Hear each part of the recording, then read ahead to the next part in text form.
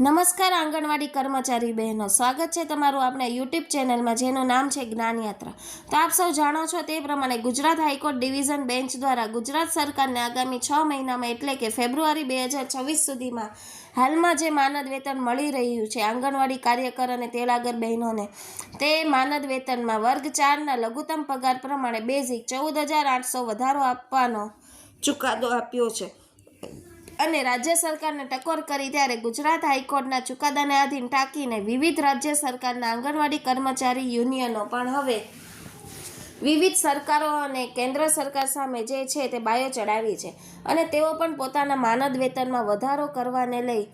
વિવિધ જગ્યાએ માંગણીઓ કરી રહ્યા છે। તો આગામી 11 તારીખે એટલે કે 11 ડિસેમ્બર 2025ના રોજ દિલ્હીના જંતર મંતરમાં ઓલ ઇન્ડિયા આંગણવાડી વર્કર્સ યુનિયન દ્વારા જે છે તે વિરોધ પ્રદર્શન કરવાને લઈ અને તમામ દેશના તમામ મહિલા આંગણવાડી કાર્યકર તેડાગર બહેનોને આહ્વાન આપવામાં આવ્યું છે અને ચલો દિલ્હીનું જે છે તે સૂત્ર પણ આપવામાં આવ્યું છે। તો જાણીએ વિડીયોમાં વિગતવાર કે કર્મચારી યુનિયન ઓલ ઇન્ડિયા આંગણવાડી વર્કર્સ જે છે તેનું સીમુંગા મુજે મુખ્ય માંગણીઓ અને શું હશે। આ વિરોધ પ્રદર્શનનો મુખ્ય જે એજન્ડા તેને લઈ આપણે આજે આ વિડીયોમાં વિગતવાર ચર્ચા કરીશું। તો વિડીયોના અંત સુધી આપ બહેનો બન્યા રહેશો અને જો ચેનલમાં આપ નવા સબસ્ક્રાઈબર હોય તો અમારી ચેનલને સબસ્ક્રાઈબ કરવાનું ભૂલશો નહીં। તો આંગણવાડી કાર્યકર અને તેડાગર બહેનો દિવસે ને દિવસે જે મોંઘવારી વધી રહી છે પરંતુ સરકાર દ્વારા તેમના પગારો જે છે તે વધારવામાં નથી આવી રહ્યા। કેન્દ્ર સરકારની વાત કરીએ તો કેન્દ્ર સરકાર ICDS પ્રોજેક્ટ જે છે તે ચલિત કરે છે, એટલે કે આ જે ICDS પ્રોજેક્ટ છે તે કેન્દ્ર સરકાર દ્વારા જે છે તે પ્રોજેક્ટ બનાવવામાં આવે છે અને કેન્દ્ર સરકાર દ્વારા ચલાવવામાં આવે છે, જેમાં ICDSના જે માનદ વેતન હોય છે કર્મચારીઓનું તે બહેનોનું તેમાં 60% માનદ વેતનનો હિસ્સો કેન્દ્ર સરકારનો અને રાજ્ય સરકારનો 40% માનદ વેતનમાં હિસ્સો આપે છે। કેન્દ્ર સરકાર દ્વારા ગત ઓક્ટોબર 2018માં એટલે કે આજથી લગભગ 7 વર્ષ પહેલાં આ માનદ વેતનમાં વધારો કરવામાં આવ્યો હતો, જ્યારે આંગણવાડી કાર્યકર બહેનોનું માનદ વેતન જે 3,000 હતું તેને 4500 કરવામાં આવ્યું હતું અને તેડાગર બહેનોનું જે 2250 માનદ વેતન કરવામાં આવ્યું હતું। ત્યારબાદ જે છે તે 7 વર્ષથી વધારે સમય વીતવા છતાં કેન્દ્ર સરકારે એક પણ રૂપિયાનો આ માનદ વેતનમાં વધારો કર્યો નથી, જ્યારે રાજ્ય સરકારો પોતાનાથી બંધી જે છે તે કોન્ટ્રીબ્યુશન કરી અને હાલમાં એક એવરેજ પ્રમાણે અલગ અલગ રાજ્ય સરકારના કાર્યકર બહેનોને 8,000 થી 10,000 રૂપિયા માનદ વેતન અને તેડાગર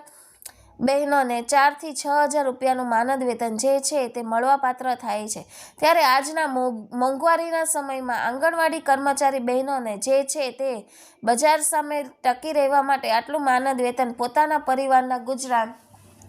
આરોગ્ય, શિક્ષણ વગેરેના ખર્ચાઓને પહોંચી વળવા ખૂબ જ નજીવું લાગી રહ્યું છે। આથી બહેનો હવે એક જગ્યાએ એટલે કે આ કર્મચારી રાજ્ય સરકાર સામે અને કેન્દ્ર સરકાર સામે આ માનદ વેતનમાં વધારો કરવાને લઈ અને વિરોધ પ્રદર્શનો કરી રહ્યા છે। તમામ અટકળો વચ્ચે છેલ્લા ઘણા સમયથી ગુજરાત હાઈકોર્ટમાં પેન્ડિંગ છે આંગણવાડી કર્મચારીઓની જે અરજીઓ હતી તેની તરફેણમાં જે છે તે ગુજરાત હાઈકોર્ટ ડિવિઝન બેન્ચ દ્વારા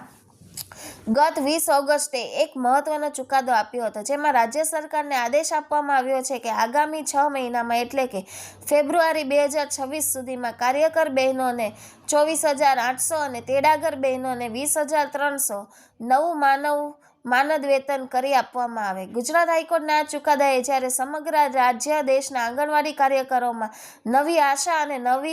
નવો જુસ્સો ફૂંક્યો હોય તેવું લાગી રહ્યું છે અને કર્મચારીઓ આગામી 11મી ડિસેમ્બરે સમગ્ર દેશમાંથી જંતર મંતર દિલ્હી ખાતે એકઠા થશે અને વિરોધ પ્રદર્શન કરશે। તો આંગણવાડી કર્મચારી કાર્યવાહી સમિતિ દ્વારા 11 ડિસેમ્બરથી નવી દિલ્હીના જંતર મંતર ખાતે વિરોધ પ્રદર્શન કરાશે। આ આંગણવાડી કર્મચારી યુનિયનોની માંગણીઓમાં કાર્યકરોનું નામ બદલીને આંગણવાડી શિક્ષક રાખવા, ગ્રેચ્યુઇટી લાગુ કરવા, પગાર વધારો અને FRS એટલે કે ફેસ રેકોગ્નાઇઝેશન સિસ્ટમ બંધ કરવી વગેરેનો સમાવેશ થાય છે। યુનિયનના અધિકારીઓ 10 ડિસેમ્બરે દિલ્હીના જંતર મંતર ખાતે પહોંચી જશે। તો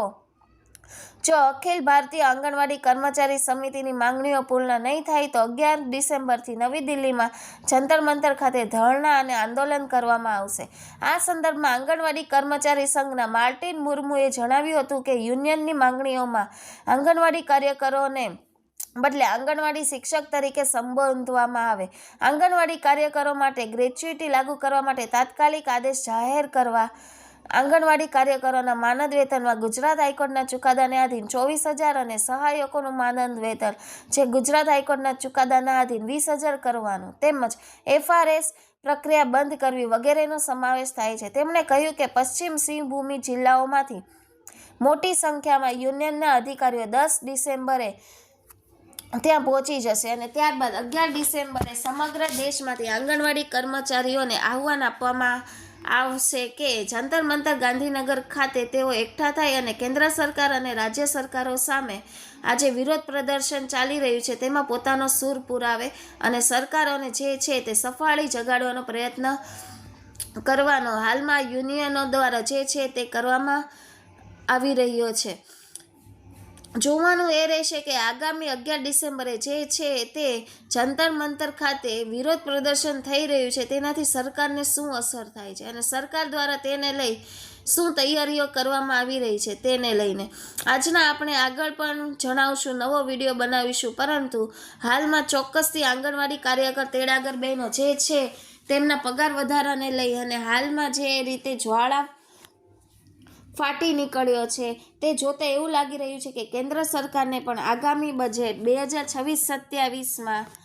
1 ફેબ્રુઆરી 2026ના રોજ રજૂ થવા જઈ રહ્યું છે. તેમાં ક્યાંક ને ક્યાંક આંગણવાડી કર્મચારીઓના વિવિધ જે લાભો છે તેને લઈ કોઈ વાતનો ઉલ્લેખ કરવો જ પડશે અને વધારો પણ કરવો જ પડશે. જય હિન્દ, જય ભારત, અસ્તુ.